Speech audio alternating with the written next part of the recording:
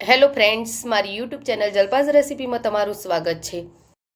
આજે આપણે પાપડનો જબરજસ્ત અને ચટપટો નવો જ નાસ્તો બનાવવાના છીએ, જે ફક્ત 5 મિનિટમાં રેડી થઈ જાય છે। તો ફ્રેન્ડ્સ, રેસીપીને લાસ્ટ સુધી જોજો।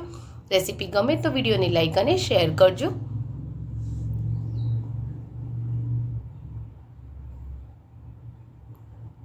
તો આજની આ રેસીપી બનાવવા માટે આપણે તવી પર પહેલાં તો 1 ચમચી જેટલું ઘી લઈ લઈશું, એટલે કે તવીને આપણે ઘીથી ગ્રીસ કરી લેવાની છે। અને હવે એમાં પાપડને આપણે શેકી લઈશું।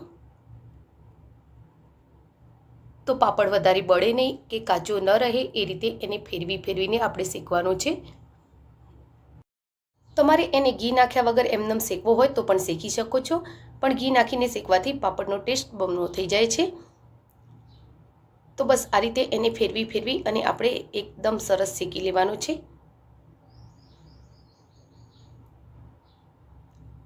અને હવે બીજી વખત ઘી નાખવાની જરૂર નથી, બસ એમનેમ જ એ શેકાઈ જશે। એટલે કે તવીને એક વખત ઘીથી ગ્રીસ કર્યા પછી એમાં 2 થી 3 પાપડ આસાનીથી શેકાઈ જાય છે।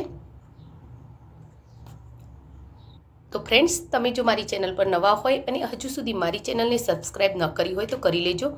બાજુમાં આપેલા બેલ આઇકનના નિશાનને ટચ કરી ઓલના નિશાન ઉપર ક્લિક કરી લો, જેથી કરીને તમને મારા નવા વિડીયોની નોટિફિકેશન મળતી રહેશે।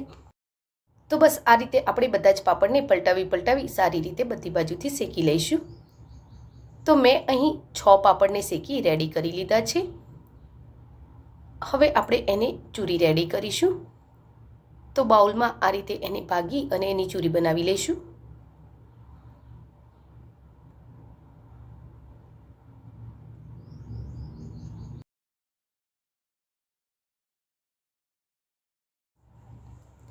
તો બસ પાપડની આપણે આ રીતે ચૂરી રેડી કરીશું। ચૂરી આનાથી નાની થાય તો પણ ચિંતા નહીં, પણ મોટા પાપડના ટુકડા ન રહેવા જોઈએ। હવે એમાં 1 નંગ ઝીણી સમારેલી ડુંગળી એડ કરી લઈશું। તો ડુંગળીને એકદમ ઝીણી સમારવાની છે। એ જ રીતે આપણે 1 ટામેટાને પણ ઝીણું સમારી લેવાનું છે, પણ ટામેટાના વચ્ચેનો ભાગ એટલે કે પલ્પનો ભાગ આપણે કાઢી લેવાનો છે અને એની બહારની સાઈડનો ભાગ એકદમ ઝીણો સમારી ઉમેરી લઈશું। અડધી કાકડીને આ રીતે ઝીણી સમારી ઉમેરીશું। 2 ચીરી કેરીની મેં આ રીતે ઝીણી કતરણ કરી છે, એ પણ એમાં એડ કરી લઈશું। અને 2 નંગ લીલા મરચાંને એકદમ ઝીણા સમારીને ઉમેરીશું। તો જો તમે તીખું જે રીતે ખાતા હોય એ રીતે અંદર મસાલા એડ કરવા। હવે ઝીણા સમારેલા લીલા ધાણા એડ કરી લઈશું। લીલા ધાણાનું પ્રમાણ આપણે થોડું વધારે જ રાખીશું।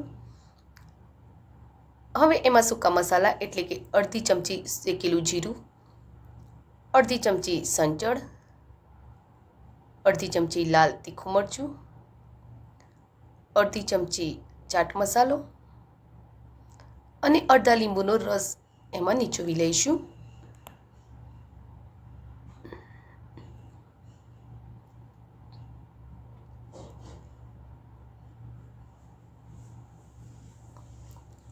અને હવે આ બધી જ વસ્તુને આપણે ચમચી વડે મિક્સ કરી લઈશું। એને સારી રીતે મિક્સ કર્યા પછી એકવાર એમાં મસાલા ચેક કરી લઈશું। તો જેમ આપણે એને હલાવતા રહીશું એમ આપણા શાકભાજી એટલે કે ડુંગળી, ટામેટાં અને કાકડીમાંથી પાણી છૂટું પડતું જશે અને પાપડની ચૂરી આપણી એકદમ સ્વાદિષ્ટ બનતી જશે।